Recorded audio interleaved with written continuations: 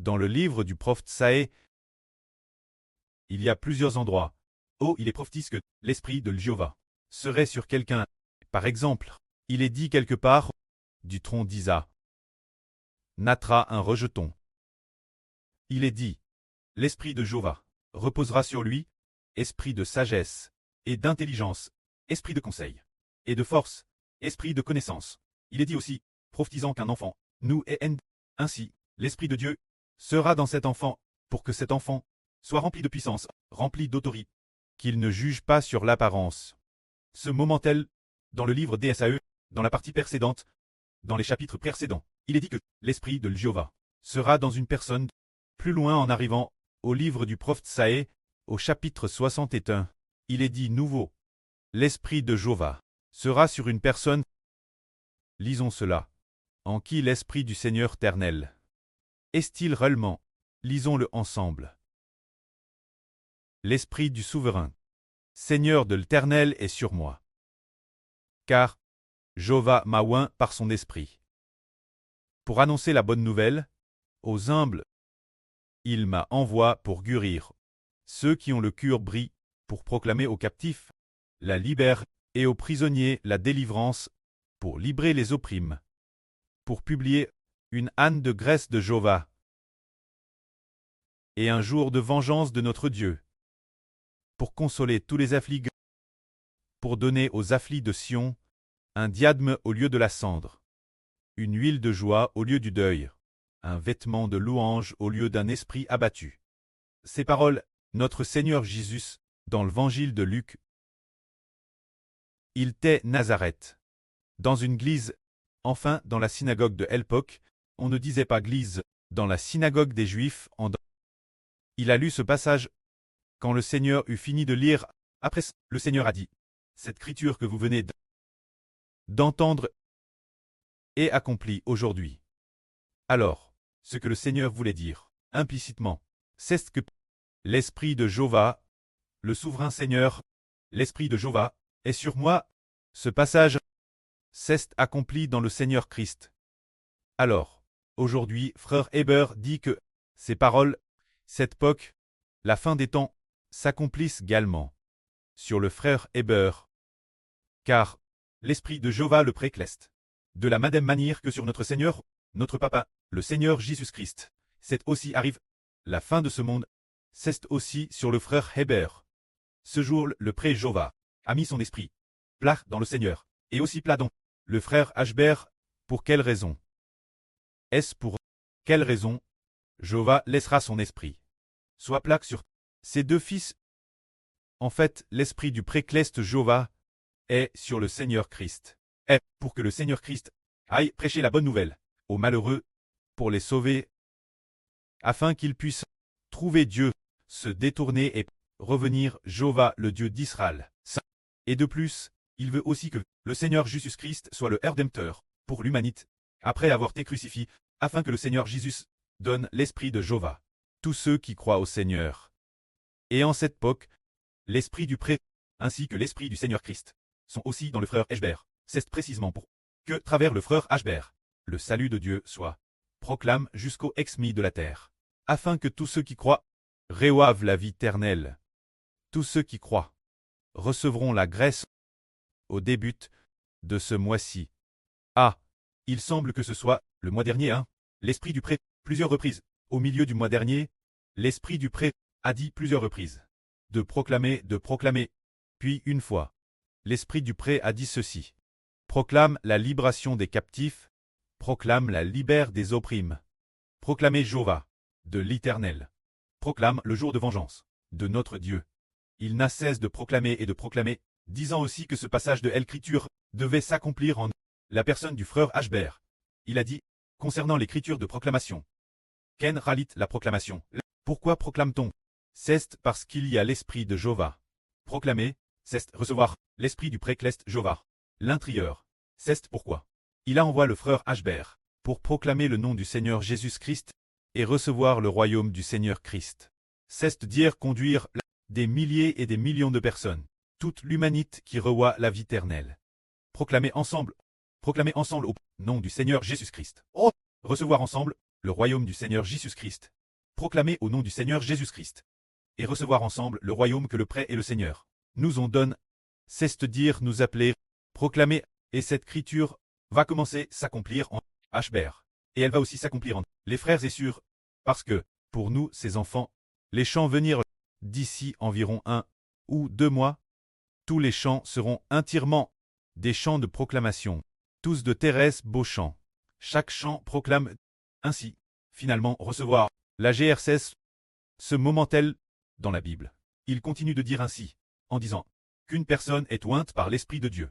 Après cela, une telle chose se produit, disant, ils seront appelés des cheneuses de la justice. Une plantation de Jéhovah, pour que il en soit glorifié. Ils repartiront sur les anciennes ruines, ils releveront d'antiques décombres, ils releveront les anciennes ruines, ils repartiront les villes, détruites, dévastes de gnation en gnation, d'étrangers, se présenteront pour faire battre vos troupeaux. Les fils de l'étranger seront vos laboureurs, et vos vignerons. C'est pour dire que l'esprit de Jéhovah est sur le frère Hbr. Alors, nous, ceux qui bâtissent le temple ensemble, partageons la bénédiction, et venons ensemble pour traiter. Des rois et des prêtres seront appelés des cheneuses de la justice. Des cheneuses de la justice. Se dire des personnes justes, coûtant ensemble, le frère Hbr prêchait la vraie, bâtissant ensemble. Le royaume d'Israël, ceux qui propagent l'évangile ensemble, propager ensemble, l'évangile du frère Hbr. Devenir des cheneuses de la justice, des cheneuses plans par Jéhovah. Afin que Jéhovah Dieu soit glorifié. C'est dire que, nous, ses enfants, sommes plans par Dieu, sommes les fils de Dieu, pour glorifier Dieu.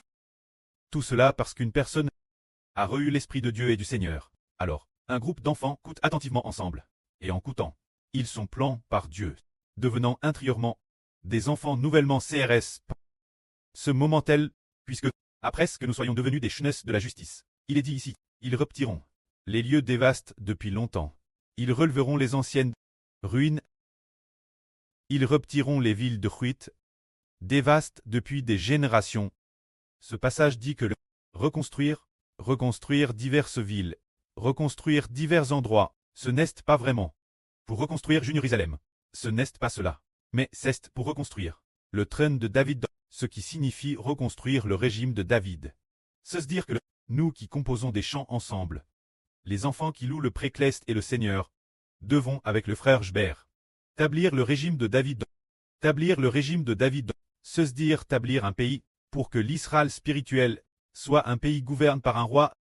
Alors le royaume d'Israël, eh bien, sert le frère Hbr, ses enfants spirituels. Et quant aux descendants de David, ils préfigurent le frère Hbr et les frères Essur. Se dire, c'est comme David, ainsi que la descendance de David, se dire David et ses descendants.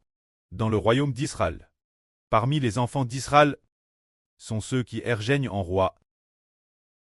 Cette petite branche, juste une petite branche, les descendants de David, c'est tout comme les 144 000. Alors, bien les descendants de David ne sont-ils pas les descendants de Jacob? Ce sont aussi des descendants de Jacob. C'est dire, parmi les descendants de Jacob, ceux de David, les descendants de cette ligne doivent régner. Plus tard, on a découvert que les descendants de cette ligne de David, non seulement règnent, mais doivent aussi être prêtres. C'est très merveilleux. Les descendants de cette ligne de David, le David spirituel, ses descendants, le spirituel, David et les descendants de David, non seulement doivent régner, mais doivent aussi être prêtres. C'est pourquoi nous devons établir le trône de David et aussi établir le service des prêtres. Ainsi, nous sommes ceci, ce groupe d'enfants, établissent la foi cette fonction royale. Établissent aussi la fonction sacerdotale. C'est-à-dire que la fonction royale consiste à prendre soin et pâtre les enfants de la nouvelle terre. Se dire gouverner les enfants de la nouvelle terre. Quand la fonction sacerdotale, elle consiste à louer Dieu et le Seigneur. Et maintenant, nous sommes en train de bâtir le trône de David et aussi de bâtir la fonction sacerdotale. C'est ce que nous, ce groupe d'enfants, sommes en train de faire. Alors Dieu dit, quand vous serez appelés prêtres de l'Éternel, on vous nommera serviteurs de notre Dieu. Vous mangerez les richesses des nations, et vous vous glorifierez de leur gloire. Vous aurez une double portion. Au lieu de votre honte, vous vous réjouirez de votre part au lieu de votre opprobre. C'est pourquoi, dans votre pays, vous posséderez une double portion d'héritage, vous aurez une joie éternelle, car moi, Jéhovah, j'aime la justice, je hais le vol avec iniquité. Selon la vraie, je leur donnerai leur récompense, je leur donnerai fidèlement leur récompense, et je traiterai avec eux une alliance éternelle. C'est la prophétie du Précleste disant que ceux qui bâtissent ensemble le temple de Dieu deviendront les serviteurs de Dieu, deviendront les prêtres de Dieu. De plus, ils jouiront de l'héritage des nations.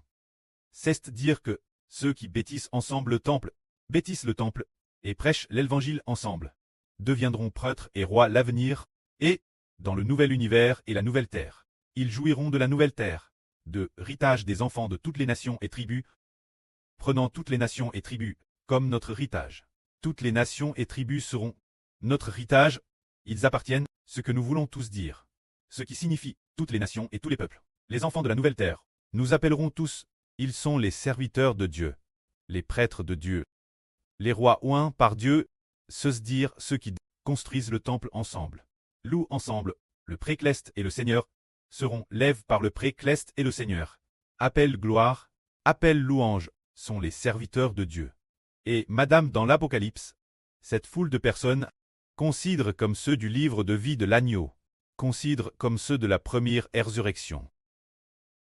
La Bible dit, ceux de la première résurrection, combien ils sont bénis, combien ils sont saints. Et le Précleste ou un ange a dit, l'apôtre Jean crie ceci. Dormez. Ceux qui meurent dans le Seigneur sont si bénis, c'est la vraie. C'est certain, c'est Jéhovah Dieu, qui l'a dit de sa propre bouche. C'est dire nous, qui venons bâtir le temple de Dieu, louer ensemble, et ensuite, faire ensemble l'œuvre de l'Évangile. Combien nous sommes bénis. Appel parmi l'humanité. Appelle les pérémis. Offert Jéhovah Dieu. Appelle un peuple saint. Appelle un peuple terrestre saint. Que Dieu a tout particulièrement. Appelle saint, pouvant venir devant Dieu. Pour servir Dieu, pouvant voir la face de Dieu. Un peuple noble et glorieux. C'est ce dont nous parlons, ce peuple extrêmement saint. Alors, cette vraie, nous découvrons qu'une personne est ointe par l'Esprit de Dieu. Et ainsi, cette personne, l'Esprit de Jéhovah est sur elle. Elle proclame le salut du Seigneur, proclame l'évangile du Seigneur, annonnant la délivrance aux captifs, la libère aux opprimés. Alors, les premiers, écoutez ensemble la vraie. Les premiers courir ensemble, pour bâtir ensemble le royaume de Dieu, seront finalement appelés les cheneux de la justice de Dieu, deviendront les serviteurs de Dieu, les prêtres de Dieu, recevant gloire et honneur, que la gloire soit auprès et au Seigneur. Amen.